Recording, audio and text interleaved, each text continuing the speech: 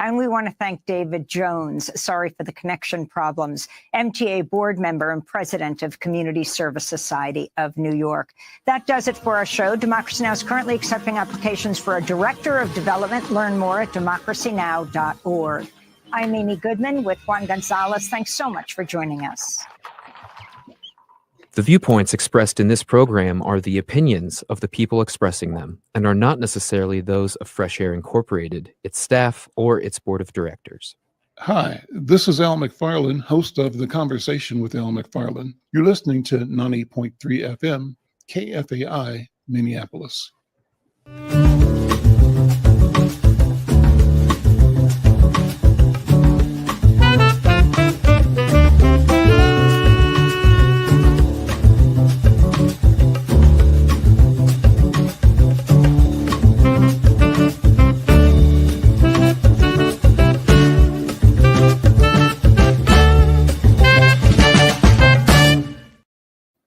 I'm Al McFarlane. Welcome to the Conversation with Al McFarlane. Glad to be here and glad to have you along as well. Hello to all of our listeners on KFAI and around the world at kfai.org. I want to remind you that you can also check us out across other streaming platforms. We are live on YouTube, 2 YouTube platforms, one for the Black Press of America, one for Insight News. We're live on Facebook, 3 platforms, Insight News, Al McFarlane, and Black Press USA. We're live on Twitter, and we're live on LinkedIn. And no matter where you're connecting, we want to say thanks to you for checking us out and supporting us. We ask you to support us by subscribing. It doesn't cost you anything. Gives you notifications when we go live for different programs. And you subscribe by going to the YouTube/Insight News. Hit subscribe, share, and like. Thank you so much. Also, let us know where you are. You can comment on either of those platforms, and we'll see your comments. So shout out yourself, your friends, your neighborhood, your issues, your victories, and your disappointments. You can do that in the comment section. We'd also from time to time are able to invite you into the conversation. So again, thank you for listening. We are so happy to be part of the KFAI family, and particularly happy to follow Amy Goodman. Her show is always on point and inspiring, and it sets a high bar for us. And we want to rise to the challenge to be relevant, to be clear, to be concise, and to be valuable to you. That's what our mission is, to be of value, of service to you. Well, we begin the program Tuesdays with our conversation with our sports editor, Coach Leah Denley. Coach Leah, good afternoon. Welcome. Good to see you again, my friend. And you're in town now. Usually you're in Texas, but you're here in Minnesota. I am. Oh my gosh, the weather is fantabulous. I think we just ordered it just for me, right? It's so beautiful here. Versus what was it? Versus what was it in Texas? Oh, goodness. So let's just start with the heat index at about 110, between 105 and 110. And so the temperature has been ranging anywhere between 95 and 98 and all the things. And then you think, growing up here, whenever it's warm, because, people forget that our summers are actually really nice, really, and a lot of days are actually hot. But when the sun goes down, the temperature will go down about 20 degrees. Not in Texas at all. So it was so funny. So like my first few months there, I moved there August of 2009, and that time has just flown by. But I remember going, "Oh, it is so hot here." Okay, well, when it cools, it's going to cool down in the evening, right? So, but anyway, I'm so glad to be here, and I'm going to be in town covering the USA gymnastics Olympic trials. And so I'm very excited about that. And so if you're anywhere in the Twin Cities, you're going to see glimpses of the marketing, of the welcome to the Twin Cities, of, USA gymnastics. And, it's just a great time. Minnesota knows how to do a really good job with their sports and events. And I want to give a shout out to Lisa Lissamore.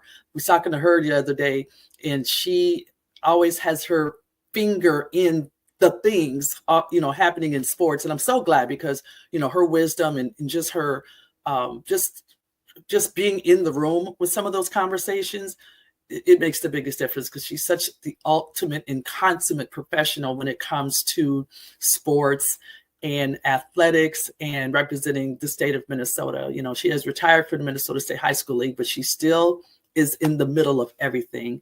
So I wanted just to talk all things Olympics today, but I'm going to give a little bit of a tease because in addition to, of course, everything going on with the getting prepared for Olympics in Paris, there is a person that just would happen to be the head coach of the Minnesota Lynx, that just would happen to be the head coach of USA Basketball, the Olympic team for USA Basketball, in the name of Cheryl Reeves.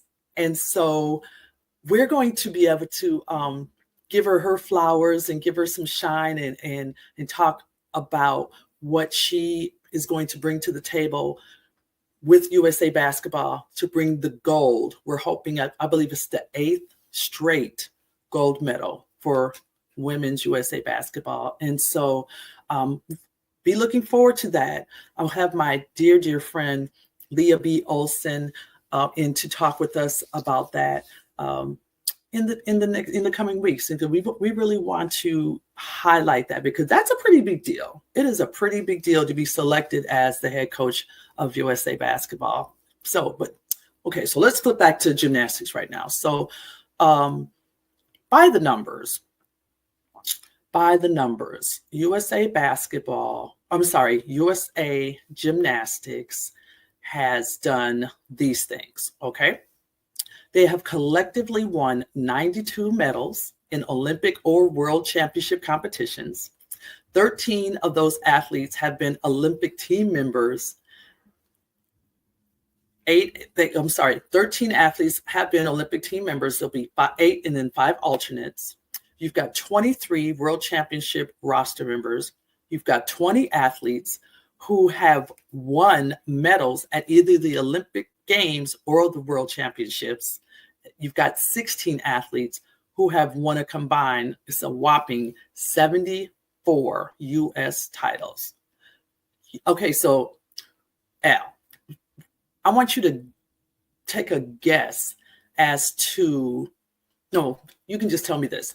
Do you think that Simone Biles is the oldest gymnast for the women's team?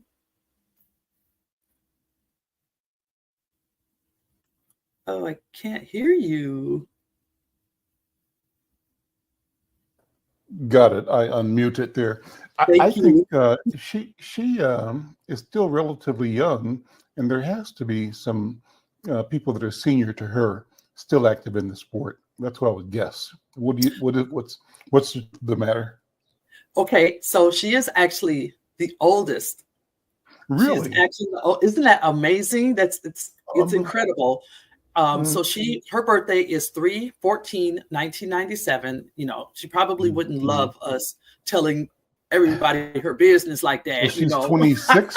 She's 26. 28. How old is she? She is 26 years old. 27. Okay. She just turned 27 back in March. Yes. Okay. At 27, that's still a baby, right? But she is the oldest on the women's side. Okay. And then you would be surprised to know that the youngest gymnast, her name is Zoe Molomo, was born July 11th of 2008. Incredible. She's what, 14? 15? Yeah. Yep. So the crazy thing about that is these young women and men, boys and girls, say that start so young, and many of them literally know back then that they want to compete at the elite level. And so, I mean, and just imagine how well conditioned Simone Biles has to remain to be winning the way that she is as well, because I will tell you, I mean, she is just surprising everybody with still new moves and just perfection, you know? I watched her on a news show the other night, and nothing short of astounding. I mean, amazing. It seems like she's doing the impossible, especially when you see how high she leaps. I mean, she was doing a somersault off the mat, and she had to be twice her height. Her body up over where her head is, right, and making the flip and landing. There were more things like that that just seemed pure magic. And so I said, man, she's such a small person, human being, but she must be pure power and purely aware of the mechanics, the physics, and the energetic spirit that have to all combine to produce flawlessness, because her performance is flawless, it seems to me. It's flawless. And I know for a lot of people that have to score her gymnastic, tumbles and things, because so many of them are so new, a lot of times they're like, wait, did she just do that? Is that humanly possible? And that's what's so fun about watching her. And I will tell you, she stands on the shoulders of. I want to mention Dominique Dawes, who's in town. I'm hoping so much. I'm keep our fingers crossed, pray all the things that I'll be able to get an interview with her one-on-one while she's here. She's in town, obviously to lend her expertise and to all the festivities as well as be commentating on the gymnastics events that are here. But she was here several years ago for if you listeners and viewers here today can remember the Young Women's Issues Forum that was hosted by the Twin Cities chapters of the Links. I used to do a breakout session during those events. And one year we had Dominique Dawes that came in and was the keynote address speaker for that day. And one of the attendees, who I'm really close friends with, she happens to be my god sister, showed me a picture just last night of her getting an autograph from Dominique Dawes. And she was just like, big sis, oh my God, I still have this picture. And I was like, what? And I will tell you, those are the things that these should be the stories that we're telling. These should be the why. It shouldn't just be about the athleticism and things of that nature, but it should also be about the humanistic value of being a role model. And so I thought that was so cool that she remembered that. And, of course, she's a grown woman with children of her own now. But that day made such an impact on her. And she still has that picture all these years later. And so I thought that was really cool. So, Dominique Dawes was, has paved the way for a Simone Biles. And it's just really cool to just be in the midst of knowing that and just watching this greatness happen.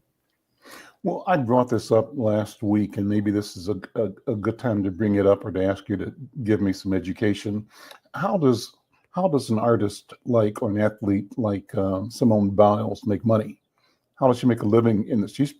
And would you call her amateur, or would you call her a professional? She's absolutely a professional. And I will tell you another little tidbit about how much they make. So Nicole Robinson, who is the marketing director for Miele Organics, she attended McAllister College, and she's the niece of an icon here, Earl Bowman. If people from the sports world know who he is, he was also a community leader in his own right. Was telling me that, boy, they would love to, get a gymnast, but they can't afford Simone Biles. So that's just to let you know that this is a worldwide global product.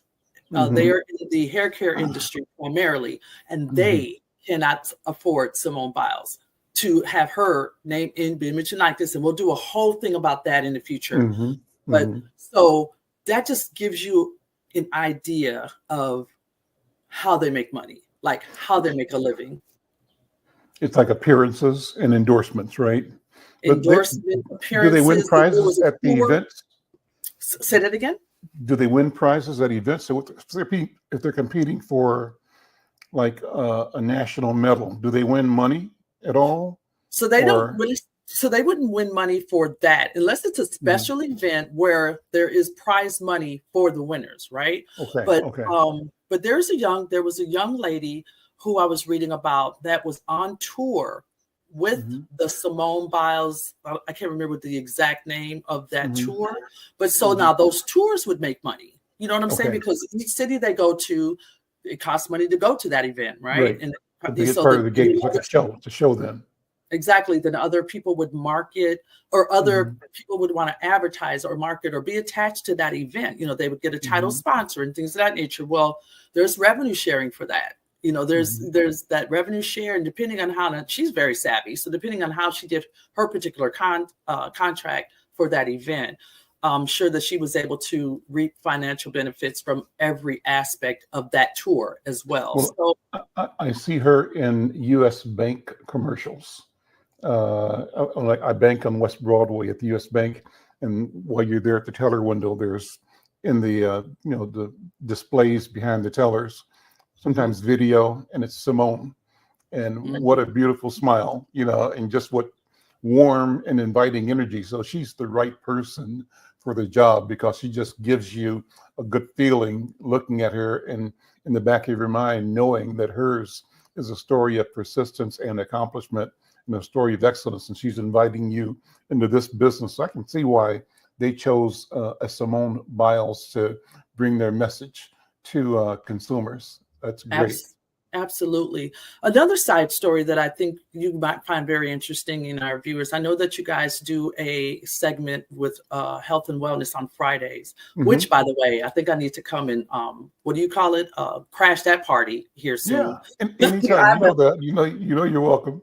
Thank you. I am a certified mental health coach and advocate, and I don't hold that that title lightly at all, because just so much of how we're able to just be has to do with our health and wellness. And so when Simone Biles decided to step out of competition at the previous Olympics, everybody just had all these things to say, all these things about her mental toughness and blah blah blah and all this and other but look, she has just been able to, because of that decision, she has been able to sustain her career, and not only just her mental health but her physical health by making that decision. And people that are just not elite athletes don't understand the very strong correlation between the two. What was the previous superstar Black woman gymnast? Was it Gabby? Is that her name, Gabby? Gabby Douglas. Yes. How is she? Is she still competing? What is she doing? What's her story right now? So I believe that she was doing some competing. I don't believe she's at this event. I will find out because I haven't gotten the full roster of all the competitors yet. But I will. Matter of fact, when I jump off of this, I'm running down to go pick up my credentials and get all of my notes together so I can map out, my coverage for the next few days. But yes, so that was Gabby Douglas, and she, again, is just somebody who did not, did an amazing job representing the USA, domestically as well as internationally, but knows the importance of how they represent themselves, especially in the sport of gymnastics. There's just there's so many barriers that have nothing to do with being the athlete that you have to, deal with when you're in this sport. So, I'm so excited to cover this event. I was gonna wear my Tall Girls United t-shirt today, but I don't, I just don't know if this would be the right audience for that. I'm Al McFarlane. This is the Conversation with Al McFarlane. I'm speaking with Insight News sports editor, Coach Leah Jean M. Denley. And not only is she a former athlete and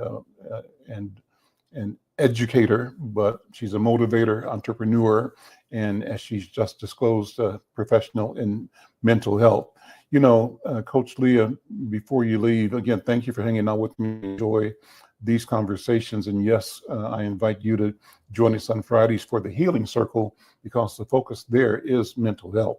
And how do we own that? And how do we talk about it among us in our community, get beyond the stigma of saying, somebody thinking somebody gonna think we crazy when we crazy. You may as well own it and live it and keep moving, right? Right. But it's okay to be. It's okay to not be. What did I say? It's okay to be not okay. Yeah. That's it. It means you're human. It means you're a human being. Well, before we go, I wanted you to once again let people in our community know how they can connect and either watch or listen to or attend some of the gymnastic trials at Target Center. Okay, well, so everything USA Olympic trials will be at Target Center. The bulk of the competition will start on Thursday, but there's so many other ancillary events that people can attend as well, that are of no charge. There's a tumbling event, or not a tumbling event, but it's like a kid zone for gymnastics that's going to be that's downtown. They've got the Simone Zone. I think they named it after her. There's something like that. Let's see. I'm just checking my notes real quick that I can just share something with you for sure. Please, I would be remiss to not speak about Suni Lee, who is from the Twin Cities as well. Oh my God. She's I believe she's going into her senior year at Auburn, but she will be here competing to find a spot on the U.S. Gymnastics team as well. And so, big, huge shout out to her. I really, really enjoy not even watching her compete, but just listening to her and how she just represents herself and U.S. Olympics, our communities here in the Twin Cities. She doesn't take that lightly at all. And so I love that. She medaled in the last Olympics, right? She did. So she has she has won Olympic medals in 20. She has 3, by the way. And for the American athletics, 20, and now there's a UB. I've got to find out what UB means, but she's got 20 of those as well. 20 appearances, I'm sorry. So these are appearances, and then those are the medals that she's won. And so, and then we got to mention Jordan Childs, because she's another one of our Brown sisters. And so she'll be here as well. I was telling Lisa the other day that I hope the head coach from Fisk University is here. She's got the first, she's the first HBCU to have a gymnastics program at Fisk University. And to my knowledge, they are also the first to have won, they've medaled in NCAA competition as well. So shout out to them at Fisk University as well. Coach Leah, thank you so much. So good to see you, and enjoy your covering this important sports activity here in Twin Cities this week. Very good. Thank you. Check us out on Inside News Sports, but also be sure to check out our platforms. I'm Coach Leah. You can follow me, Coach Leah 40 on IG and X, and just, holler at us. Send us an email, coachlee@insightnews.com. Anything that you want to know, anything that you want us to cover, send us, write in the chat, send us an email, and we'll get on it. Thanks, Al. Awesome. Thank you. I'm Al McFarlane. This is the Conversation with Al McFarlane. We continue. And what I want to do is go through some of the headlines that are in the community right now. For example, in, I think, today's Star Tribune, there's a story by Liz Sawyer and Dave Ulrich that focuses on proposed police contract for the city of Minneapolis. The headline says, "Public to weigh in as City Council considers proposed Minneapolis police contract and pay raises." And it basically says that the 22% raise in pay is being called critical to recruitment and retention that by both the mayor and the chief of police. But opponents to the pay raise say the department still lacks accountability. So there has to be a connection.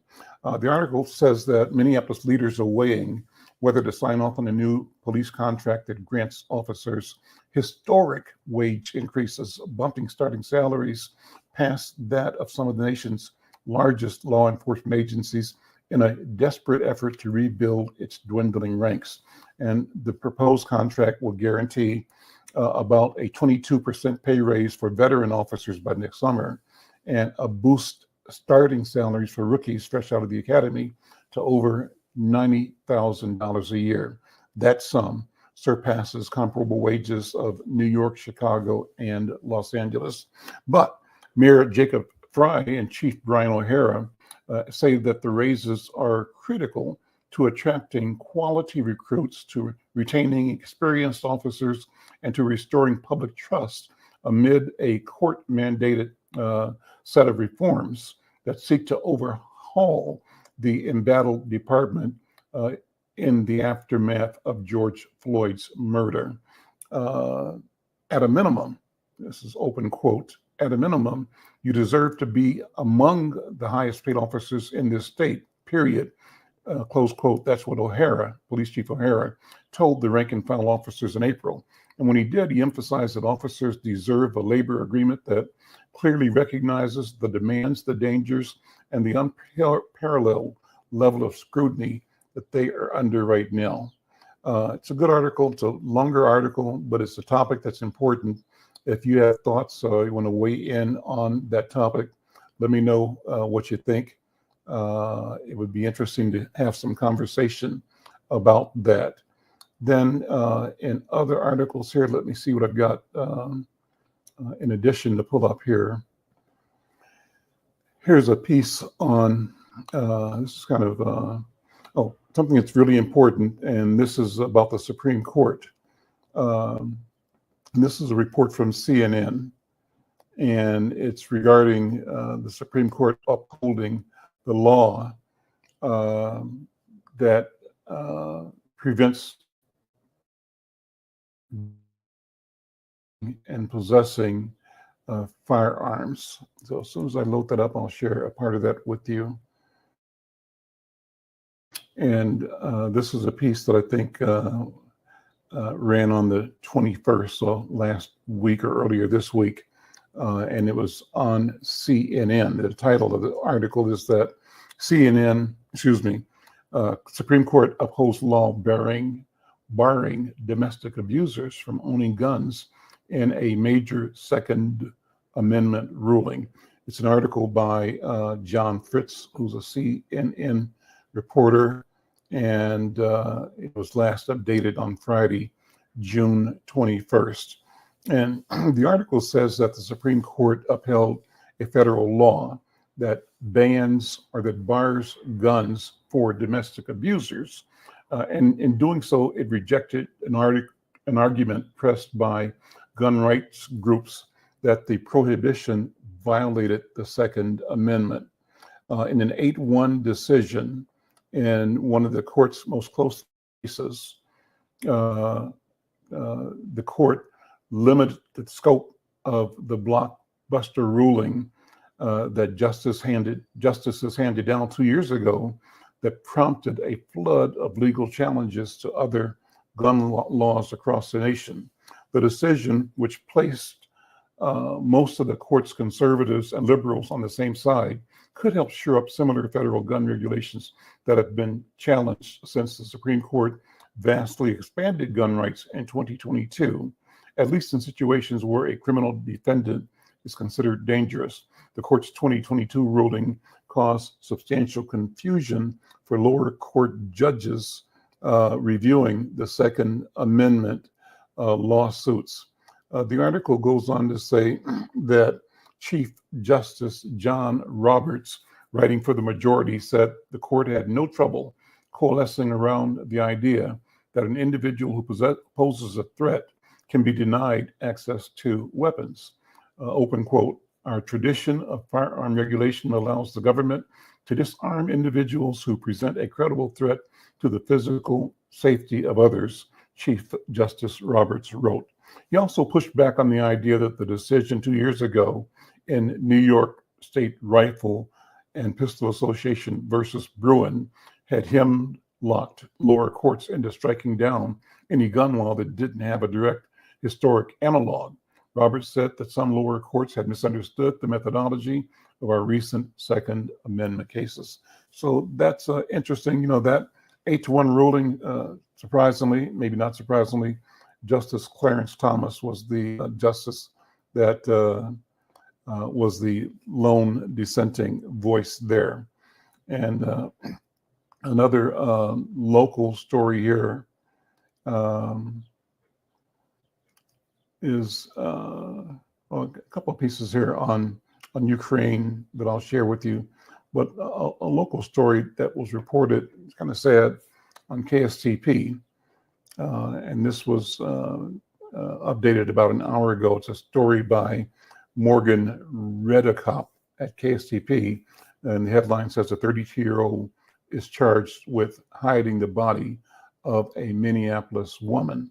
So the article says a 32-year-old Iowa woman was charged on Tuesday with concealing the body of Liara Tsai, 35, of Minneapolis.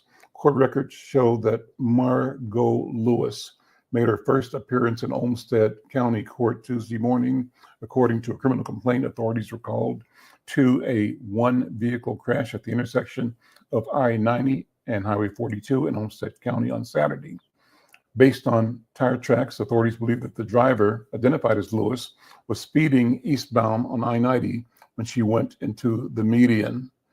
Bystanders told responding deputies that there appeared to be a deceased or injured person in the car.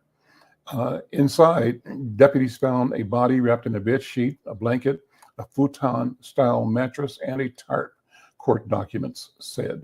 The person, later identified as Tsai, was obviously deceased, and authorities said she didn't seem to have been killed in the crash. She was cold to the touch, and there was dried blood on the blanket. Investigators later found a large wound on the right side of her neck. Lewis was medically cleared at the hospital, then booked into Olmsted County Jail. She did not respond audibly to law enforcement. So the medical examiner confirmed on Sunday that Tsai was killed before the car crash. And Monday evening, Minneapolis police and members of the Minnesota Bureau of Criminal Apprehension executed a search warrant at Tsai's home on 16th Street East and found a scene that indicated violence. They have not announced any arrest for Tsai's death. Well, that's a sad story. I'm Al McFarlane. This is The Conversation with Al McFarlane.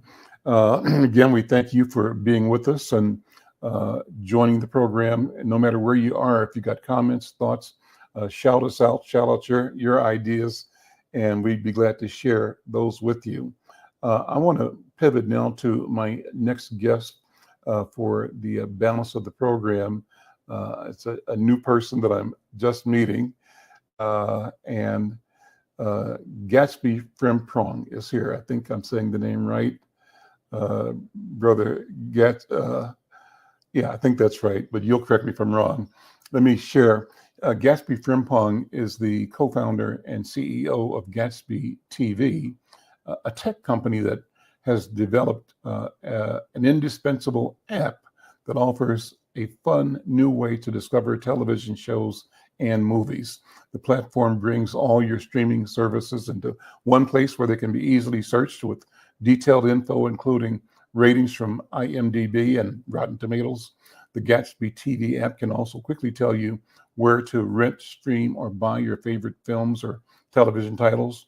According to their user surveys, most people spend up to 30 minutes trying to find something to watch. And wouldn't it be great to cut through all that and have the assistance of an app that makes that, reduces the time it takes to get to something that you want to watch? Well, Gatsby TV app is also bridging the gap between screens and social lives. It launched just a few months ago, and right now, 100,000 users are onto the application. and it lets you see what individuals you follow have recently watched, and allows you to send recommendations of shows and movies to friends. The company is taking those online or offline conversations that we always have with each other, the offline conversations that we often have with each other about what we're watching, and bringing them together for you on any device. So it's an awesome service. Well, Brother Gatsby, Frimpong is here. Gatsby, how you doing? Welcome to the Conversation with Al McFarlane. Hey, awesome. Thanks for having me. Frimpong, Ghanaian name? Yeah, that's my mother's last name, and I fortunately got her name. Otherwise, I would have had a name like Johnson, and it just would have been like every other person. So yeah. Okay, and Frimpong, is that probably Fanti community or Yes, do you know? Is it it's Ashanti. Yeah, so Fanti, Ashanti. Yeah, Ashanti. Okay, yeah. all right. Yeah. Cool. Well, tell me about Gatsby TV. I've read a little bit in the bio, but you tell me more. What all this means and what the value is that you're bringing to the marketplace. Yeah, no problem at all. I feel like you spoke about it so eloquently and so well. I'm about to hire you for marketing because I think you hit the nail on the head. Essentially, we put the app together because like millions of Americans and probably billions of people, to be quite honest, you get home after a long day of work and you say, okay, I just finished dinner. I'm about to go to bed in a few hours, but I just kind of want to relax and watch something on TV. And what we had come to find out is that this process of trying to find something is actually really frustrating for people.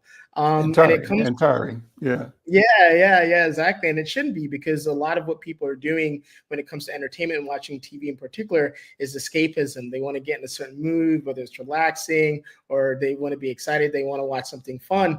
And when we sit down and we actually do the discovery process of looking for something, it's something that is actually quite arduous for us. It's like, okay, I kind of in the mood for this, but can't quite find what I want, or I've already watched that before. And so what we're trying to do is make that process as simple, seamless, and easy as possible for people so they can find what they want to watch on all the various streaming video on demand platforms they have. So where'd the idea come from? What you have an aha moment or a light bulb go off, and how did this originate with you?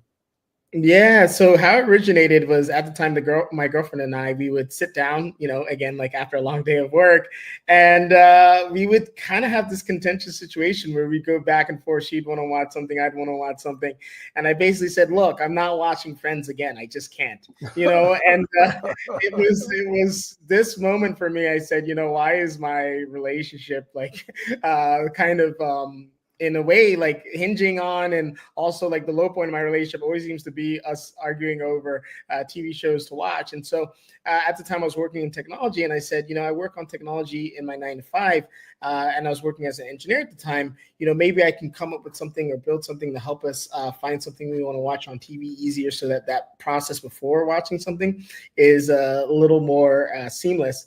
And so, at first it was just an idea. It was just sort of like a thought, and then it turned into a deck, and then it turned into a little bit of programming, then it turned into a company. And I've kind of been, I would almost say it got to a point where I felt like pregnant with the idea. Like I was always carrying it around with me, no matter what I was doing, no matter where I was. It's something that was just with me. I was thinking about, and I said, it's a small problem. I'm not trying to save the world in terms of something with sustainability or something like that, right? But I do think it's a problem that we all share, and it's a point in our evenings, this point in our life that should only be about joy, sitting down, connecting with others, and relaxing. Okay, so you've addressed a problem, you found a problem to solve and come up with an answer. And 100,000 users already, that's huge, it seems to me. What's your goal, and are you surprised at the reception? How long has the product been available, and how much time did it take to get to 100,000 users? Yeah, so my goal is for it to be a billion person app or more. And in terms of being surprised, not at all, because whenever I speak to people about this specific problem, I'm yet to meet someone who says I've never encountered that, right? It's amazing to me, because in the English-speaking world, we have over 500,000 TV shows and movies for us to watch. And even if you watched a movie or TV show every day for your entire life, you wouldn't even get through 5% of the catalog of stuff that's available out there. So I say to myself, honestly, and this is part of the goal of the company, is no one should ever sit down and watch something bad. right? There's just far too much content out there. But because there's so much content out there, that's why people are having such a hard time finding things to watch on TV, because it's not that we don't have a selection. We actually have too much selection, and sifting through it is really difficult at times. So yeah, I think that the sky's the limit for this company, and we're solving a small problem. But across so then how does your app help the person? So like you said, I'm coming home from work, end of the day, I want to chill out for a couple of hours and watch TV. I got a choice of getting the channel guide and taking 15 minutes, 20 minutes, trying to decide, do I want to watch this? Is it on yet? Or what does Gatsby TV do for me to simplify my life and get me into the relaxed zone quicker, easier? Yeah, no problem. So it's interesting. One thing you said is like the TV guide or channel guide. And what's interesting about that is that doesn't exist for streaming. And that's how people tend to watch things nowadays, video on demand, right? Okay. So you don't even have something that will kind of at least show you what's available. And the other thing actually I want to make sure and impart on people is one thing that we also believe is for whatever reason in interviewing people, we believe that search is objective. People believe search is unbiased. But if you're searching for something on Google or Apple TV, they're probably trying to get you to buy something on iTunes. They're probably trying to get you to buy something via the Google Play Store. And that's why there's this underlying frustration people tend to get with these sorts of platforms that allegedly give you like an unfiltered view of everything.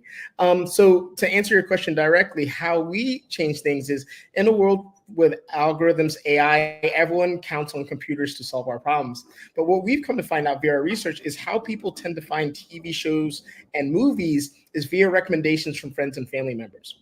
So the idea here is this, is the next time you're at the water cooler, you're at brunch or at lunch, whatever it may be, and someone says, have you seen X show? Have you seen Y movie? You can say, no, I haven't. Send it to me as a recommendation in the Gatsby app. And when you sit down that evening and you're looking for something to watch, it'll actually have all the recommendations that you've got from friends and family members all in one place for you. Oh, that's cool. That's cool. And that would be awesome to apply for books as well. But you're doing digital and electronics right now. So tell me about your own personal journey as an entrepreneur. Like you said, you started off with just a question and then kind of a deck, and then you moved to creating the app, and now you've got a business. Walk us through that project. What's your training, your background that puts you in this path in the first place? Yeah, so my background is I've worked at most of the big, I would say 5 technology companies out there: Apple, Microsoft, Google, in engineering roles, product engineering roles, and product roles as a whole. So I'm in the tech industry. I know engineering, I know software engineering, I know DevOps, I know all those things. And I went to, or I am going actually right now to Stanford University. I'm also concurrently going to University of California, Berkeley for master's degrees. And those are in engineering also. And my undergraduate education was at Coastal Carolina University in South Carolina. And that was actually in economics, so more of like a business background. And for me, all of these things combined, the business side of things, the technology side of things, the industry side of things, has given me a unique set of skills, which give me both business acumen and then technical acumen in order to go execute. And so I said to myself, if I have all these skills, I believe I'm hardworking, I believe I'm smart, why is it that I'm creating all this value for these, multi-billion, actually not even billion, they're trillion-dollar companies now? If I believe that I'm motivated, smart, and I have skills, et cetera, why don't I capture some of that value for myself, my family members, my friends, et cetera, and go ahead and create my own business? And so that's essentially what I did. And right now, in terms of funding and looking for funding, we're currently looking for funding. We're students at Stanford University. We're reaching out to VC. So anyone who's listening today who's interested, knock on my door. Gatsby@gatsby.tv is the email address. Okay, so it's like venture capital is what you're looking for right now, investment. Okay, cool. Yeah, exactly. Mm-hmm. Okay, so how does your organization or your app? Well, Jack, how do you create an app? I'm just curious because I'm not a techie at all. How does a person? Yeah, I think a lot of people come up with writing an app, creating an app. Yeah, I think a lot of people get caught up in the technical side of it. I think that at the end of the day, it comes down to simply just execution and just grinding, putting the work in. I think that a lot of people say, I can't do this, I can't do that, whether it be anything, because they don't think that they have the skills. But, even Michael Jordan at one day had never shot a basketball, right? Or Tiger Woods had never hit a golf ball. You got to go out you got to start some point at some time. And yes, being a NBA Finals MVP or being a Masters winner is extremely difficult. I'm not necessarily saying that you need to get that level of acumen, but at least being good enough to play in a pickup game or in a scramble with folks is actually getting yourself in the door, right? Because then what ends up happening is when you start to build this set of skills, you start to be part of the community, start to know people, start to figure out what you like, dislike, how to automate things. And so for me, answering your question a little more directly, it's just saying to myself, hey, I want to build something. Let me come up with a slide deck showing people how this thing looks. Okay, now I have a slide deck. Let me see if I can find something online that's low code, that I don't really need coding experience, that allows me to do like a video demo, etc. And as you start to do that, what I've come to find out is I kind of call it like a cult to some degree, because you have to be evangelizing at all times, telling people like, this thing is the best, this thing is going to help people, etc. And what you slowly start to do is you find people with the skills you need who gravitate towards you to help you along that journey. So this summer we have 3 wonderful interns from Stanford working with me on the journey, making it happen. I have a co-founder, and we're all using our various skills to get this thing done. Okay. And are you familiar with the project called Narrative at all? Knarrative? Let me tell you about it. You should check it out. Narrative, and it has a companion site called Nubia, Knubia. And there's a sister named Dr. or Professor Karen Hunter. And she's like a serious superstar interviewer, journalist. She's written like 20 books, just really amazing and gifted. And she makes her living talking to people on Sirius Radio. Well, she was going to interview this guy named Professor Greg Carr, who was head of the Africana Studies Department at Howard University. And when she was doing the setup for the interview, he just started talking the way he normally does. And this brother is like genius level, gifted, Afrocentric. His whole life is about building a African way of knowing and sharing that for the development of our people anywhere on the planet. But he's an educator, right? He's also a lawyer. So they started talking. She said, hold it, before you say anything, can I push my record button and record the conversation? He said, sure, go ahead. And they talked. But that led to just this magic chemistry in conversation between the two of them, that they ended up starting a program that now is in the 230th or 40th week. So it's like 4 years almost, right? 3 years, 4 years. They've been meeting every Saturday in a program called In Class with Carr. And they have over 2,000, 3,000 people showing up every Saturday to be engaged in this conversation. But they used that conversation as the center, the core, to build a whole social media network that they called Narrative. So I'm going to just say that much about it because I think it's something that you probably would enjoy knowing about. And maybe that's one of the places that you could use to evangelize, to show people that are commonly or in common with you, headed towards, developing entrepreneurial and technology capabilities for personal and family and community benefit. And it's a way for maybe finding some people that would be companions on your journey. What is your journey? What is your goal? What if I ask you, when you were, say, 12 years old, what are you going to be when you grow up? What was the answer when you were 12? And if I ask you now that you say you might be 24, 25, I'm not sure, I'm guessing, what is the vision of what you're going to be 20, 30 years from now? So do 2 parts of that question. When you were 10, what were you going to be? Yes. So when I was 10, I was planning to be the richest Black person to ever live. And at my current age, I'm still planning to be the richest Black person that's ever lived. It's never changed. Okay. And so when did you first decide that's what you're going to do? And how did you come to decide that? Yeah, I don't think I ever really remember a time not having this thought in my head. It's something that's been ingrained in me for a while. I would say what led me to it is essentially just sort of like my background. I'm from Washington, D.C., lower income, all those types of things, just like typical Black American story in a lot of ways, to be quite honest. And at least like the media portrayed version of it. And yeah, I just always sort of said to myself, like, I don't understand why we're so poor. Like, I would like to be rich. And for me, there's different ways you can get rich. But what was really nice about like my specific journey is I moved from the city to the Northern Virginia suburbs. And a lot of my friends were white, and they had family members that were doing stuff like finance or in technology there and these types of things. And it was like really interesting because like I remember I had one friend in particular, his dad was a financial advisor, and he had like a Jaguar and a BMW and all these things. And like when you're 12 years old, this is like the coolest thing. And I think what was really cool about that experience is that it felt tangible. It didn't feel like it was hard. Like I knew someone who was doing it. I had direct access to him. He would tell me about what he was doing. He was a older white male, but to be quite honest, I think you can find your. I don't think that you need a specific type of person as a role model, as someone who can like show you the path. You just need someone.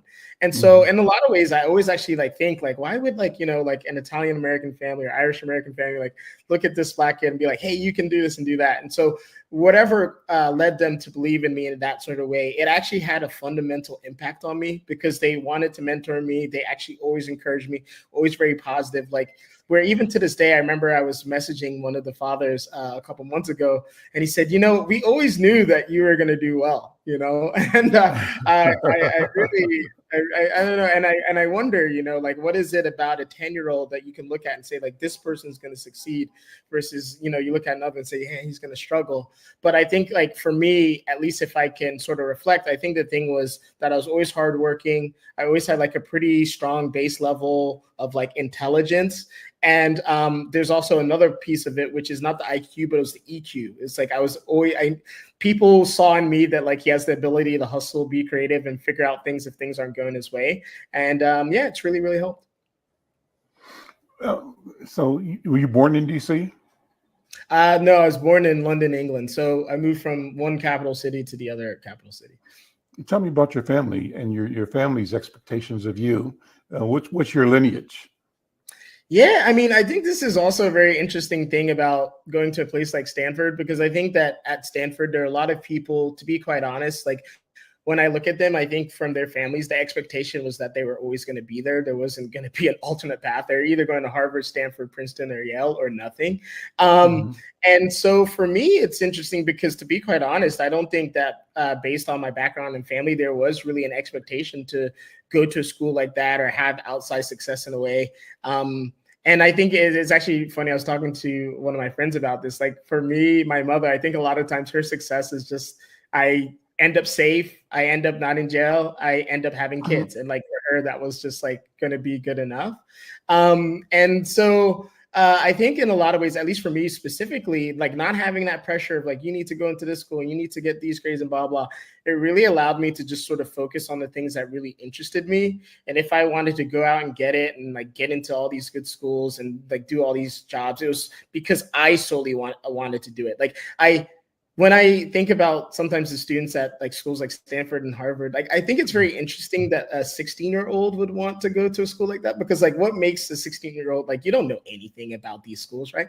So like all comes from like the parents. And I think a lot of times actually it backfires where some of these students have like so much pressure from such an early age that I'm just like, wow, like I don't know if that's actually a good thing, right? Like maybe you're really smart and you got a 1600 SAT, but from the standpoint of my mother and what was important to her, she was like, are you a good family man? In a way was like what was important to her. Like, are you gonna, be faithful to your wife? Are you gonna raise children who are good? Like, it's not that one value system is better than another. Hey, if you want your kid only to get straight A's and a 1600, that's great.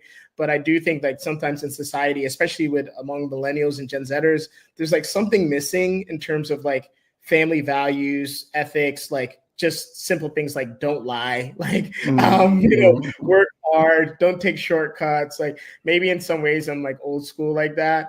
But I do think that in a lot of ways, there's a lot of things missing in American education, personal finance being one, and then ethics, like just on hey, this is how you treat people. This is what your value should be. That's missing too. What about your lineage? You're born in London. Who were your grandparents and your grandparents' grandparents?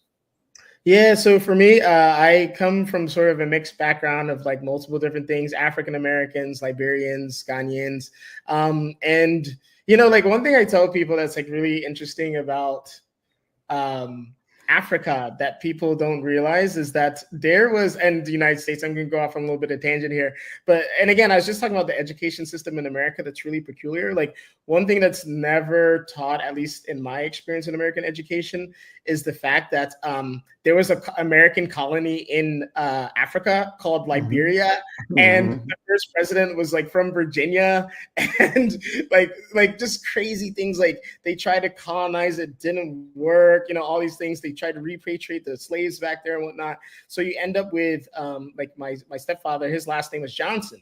But his last name was Johnson because they were African American slaves that repatriated back to Liberia, and so they're like African American, but African is like a really interesting Was he out of Texas? Your grandfather from Texas or Virginia? Where was he? And when did they go back? It's like this was probably even prior World War I. This is like 1800s. So distant enough that it was distant and like somewhat the story is like somewhat fuzzy enough to me, but at least with like the people who ended up being closer to me, like my stepfather and whatnot, like he ended up being born in Wimbledon, London, which is actually very strange for a Black person at that time in like the 1940s, like 1950s to be born at that time in London, England. And because they were African Americans that came through Liberia that ended up like going to England, they were actually part of like a different class of Africans, right? Because they're like educated. Like the African Americans that went to Liberia are actually kind of seen as like a higher class. It's caused a lot of issues there. Anyone who's listening to this, you should really look into the history of Liberia. It's absolutely insane. And a part of American history that, of course, I feel like Black American history doesn't really get taught the way it should, but it's a great piece of history. And then my mother, her side from Ghana, been in Ghana. I can't really tell you too much about it because it's just village story. They're just villagers. They're people in the mountains. Nothing too crazy about them. The British. You've been there. You've been to Ghana. Yeah. I went a very long time ago. I've been to Ghana, Tanzania, South Africa, Togo, and Africa's an interesting place to me. I could talk to you about that for a while too. Well, we got 3 or 4 minutes still. Give me some information about Africa. I mean, I'm interested in Africa and technology and African people contributing to technology and towards what end. And the question I raise to you is how do we use technology and the ability to be with each other to move towards what we would commonly define as freedom or liberation of Black people? And is that an objective reality? Is it a worthy goal or not? Some people may say, the world is okay the way it is. I just need to figure out a way to get mine and to get on the good foot and keep stepping, right? But some people say the good foot for me is changing the entire process, and I can change it in a way that allows me to achieve my personal aspirations and goals, but also shares knowledge, power, and opportunity with other people that, like me, at one level or another, had at least lived on the margins of the outside of the plenty that America in particular and Europe in general hold up as something that they represent and that they own and control. What do you think? Yeah. So I'd say I have a very hot take on this, which is probably an unpopular opinion, but I do think that Black folks in technology should not work on technology specifically for Black people, because what I've come to find out, actually, in my opinion, is that what's going on is that when we talk about entrepreneurs in the Black community, I feel as if what's going on with VCs and investors is they say, okay, we'll invest in you because you're working on this product for the Black diaspora, or you're working on this product that's helping Black people in X way or Y way. And then what ends up happening is that what you're essentially saying is that the only reason why you have any sort of skill I'm invested in is because you're simply Black and you know more about Black people, right? And it's like, no, like we're much more broad than that. We know about many other things outside of like just Black culture or Black tech or whatever it may be. Whereas like we could build a next Google. And so the problem that I believe I run into sometimes is they say like, look, if you're not in this like Black technology doing something for that group, then really like you have no advantage against anyone else. And so I would say that the future of like tech leaders within our space who are Black should just work on, like, if the Google founder said we're only going to be working on something for white people, like it wouldn't have been that big of a thing. Or Asian. No, they kind of did, because that's the way the world looked at them. But look, down to 30 seconds. Where is Gatsby TV available? Is the app available now? Yes, it's available now in the iOS App Store. It's also available in the Google Play Store. And I would say we'll agree to disagree. I don't think the Google founders did that. I worked at Google. I think that they're building a product for the masses. And again, my advice to people is stop working on Black tech specifically, because you're only typecasting yourself more. Appreciate your conversation. Come back. Let's have some more talk. I'm Al McFarlane, and we'll see you next time. Take care. No problem. I'll see you. Bye.